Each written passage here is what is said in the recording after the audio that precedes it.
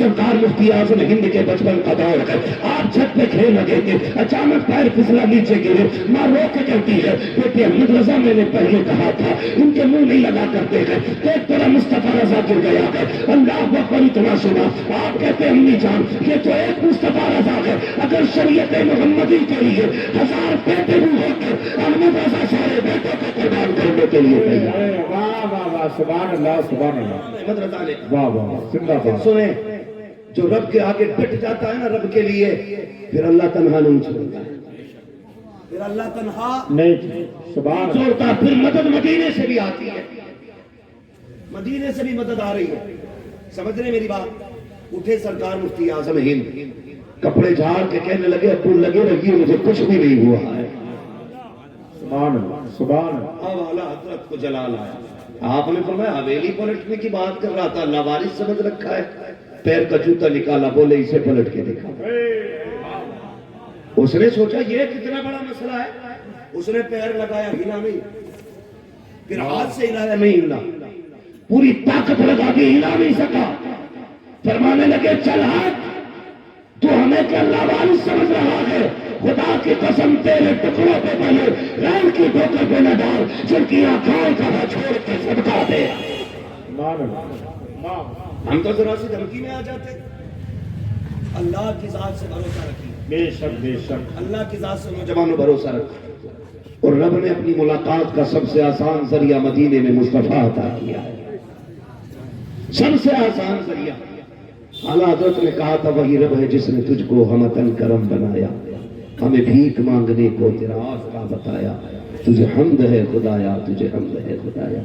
سرکار غریب نواز کے پاس بھیجا نا، اس نے کہا جا سر کاٹ کے لا فقیر ہے، اس نے کہا آسان کام ہے، یوں گیا، اور سنیے گا غریب نواز خالی تسبیح پڑھنے والے نہیں تھے، جہاں بیٹھ جاتے تھے وہی جلسہ ہونے لگ جاتا تھا، سبحان اللہ، اور آپ کی محفل میں اکثر پیڑوں کے نیچے آپ کی محفل لگتی تھی، کوئی شامیانہ نہیں، کوئی پنڈال نہیں، کوئی بلانے والا نہیں، کوئی ہار ڈالنے والا نہیں، کوئی نعرے لگانے والا نہیں، جہاں لوگ جمع ہو جاتے تھے وہیں ان کا جلسہ شروع ہو جاتا تھا۔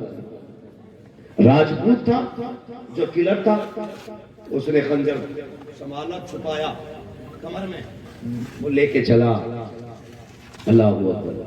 غریب نواز ایک درخت کے نیچے مصطفیٰ کی حدیثیں سنا رہے ہیں، سوچ تو صحیح، جو آل رسول ہو، اولاد علی ہو، جس کی رگوں میں خون حیدری ہو، جس کی جسم کے اندر خاتون جنت کا دودھ لہو بن کے دوڑتا ہو، جب وہ اپنے نانا کی حدیث سناتا ہوگا تو کتنا پیارا لگتا ہوگا۔ سبحان اللہ سبحان اللہ، میرے جیسا نکما بندہ بیٹھ کے بات کر رہا ہے، اتنی ٹھنڈی میں میرے کچھ بھائی بیٹھے ہیں، کچھ کھڑے ہیں، کیا کہیے، یہ ان کی باتوں کی خوبصورتی ہے، ہماری نہیں، ان کی باتوں کی خوبصورتی ہے۔ اگر ہم باتیں کریں تو اتنی میٹھی لگتی ہیں، جب ان کا بیٹا ان کی باتیں کرتا ہوگا تو کتنی میٹھی لگتی ہوگی، ہے کہ نہیں؟ کتنی میٹھی باتیں لگتی ہوں گی۔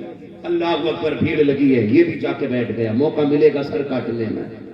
غریب نواز کا سبق مکمل ہوا، لوگ آ کر کے گئے، کچھ لوگ باقی رہ گئے، فرمانے لگے جن کا کام رہ گیا وہ بھی اپنا کرنا، جن کی اپنی اپنی ضرورتیں تھیں انہوں نے بھی اپنی اپنی ضرورتیں رکھ دی۔ بات علم غیب پہ چل رہی ہے، یہ دھیان رکھیے گا، سمجھ رہے نا، علم غیب پہ بات چل رہی ہے۔ فرمانے لگے جس کا جو کام ہے وہ کر لے، لوگوں نے اپنے اپنے کام کی اور چلے گئے۔ آخر میں یہ بچا، آپ نے اس کی طرف سے پیٹ پھیری، کہنے لگے بھائی تو بھی اپنا کام کر لے، تو بھی اپنا کام کر لے۔ اس نے کہا جناب میرا کون سا کام؟ مسکرا کے کہنے لگے غریب نواز سر لینے نہیں آیا تھا، ہماری چوکٹ سے کوئی خالی نہیں جاتا ہے، جس نے دولت مانگی دولت دی ہے، جس نے عزت مانگی عزت دی ہے، جس نے رزق مانگا رب کے کرم سے دیا ہے، تو سر لینے آیا ہے، تو کیوں خالی جائے گا، چل تو بھی سر لے کے جا۔ اس نے کہا نہیں جناب میں سر لینے نہیں آیا تھا، میں تو آپ کی باتیں سننے آیا تھا۔ غریب نواز نے کہا تھا اگر باتیں سننے آیا ہے تو پھر کمر میں خنجر چھپا کے کیوں لایا ہے؟ اس نے کہا ہم راجپوت ہیں، ہم تو خنجر لگا کے چلتے ہیں۔ کہنے لگے چل خنجر رکھنا، یہ تو راجپوتوں کی شان ہے، لیکن وہ جو راجا سے سودا ہوا تھا، آپ کی سلطنت کا سودا وہ کس کام سے ہوا تھا؟ طرف جاتا ہے، کہنے لگا بابا معاف کر دیجئے، वहां पर सिर्फ राजा था या मैं था, कोई तीसरा नहीं था। आपकी शान में मैंने जितना गलत फैसला किया, आपका सर काटने आया था, खंजर निकाला, निकालने के बाद आगे बढ़ा के कहा उस खंजर से मेरा सर कलम कर दीजिए। आप फरमाते थे जा वो खंजर भी ले जा, वापस चला था, हमने तुझे माफ कर दिया है। कहने लगा हुजूर माफ न करें, दूर न करें, कदमों पे रख लीजिए। कहा मैं जीने के लायक नहीं हूँ। आपने फरमाया तुम मरने की बात करता है, यहाँ मौत बांटने नहीं, यहाँ जिंदगी बांटने आया। वाह वाह वाह, सुभान अल्लाह।